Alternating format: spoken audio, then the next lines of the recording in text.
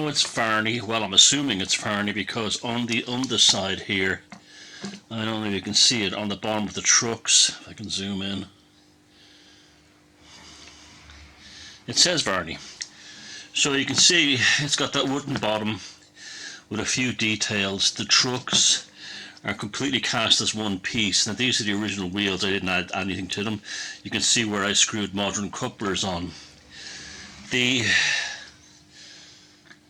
This rounded roof type boxcar was also common to the Baltimore and Ohio. So Chesapeake and Ohio and Baltimore, Ohio are basically the same company anyway. So very distinctive style. I don't know if what was the purpose of that, was for clearance, or was it express boxcars to run with passenger trains? I don't know. But again, these took a fair amount of work. These models, you had to build them. Now I've seen some of these where the whole superstructure was made of wood and the ends are probably stamped metal, which seems to be the case here. Now sometimes you would get the skin of the model with the lithographed lettering and data of the railroad already on it, and then you would glue it to it.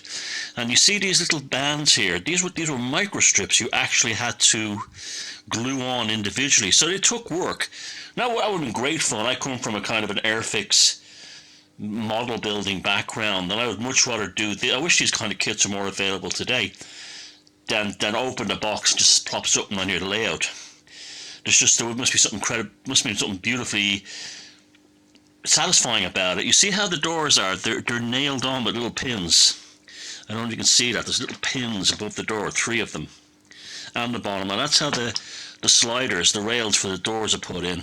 The hardware, like the footsteps and the ladders, are all in metal that seems to be etched or then put on, and a very attractive model.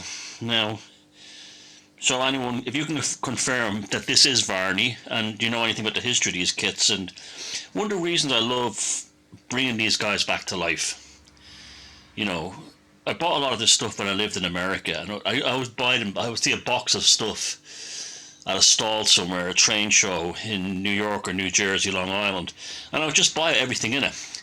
And I brought it back to Ireland with the intention of doing what I'm doing now, rebuilding them and putting them back on the layout. But there's something about keeping the legacy of the modelers who built this thing. This thing could be 70, 80 years old, I don't know.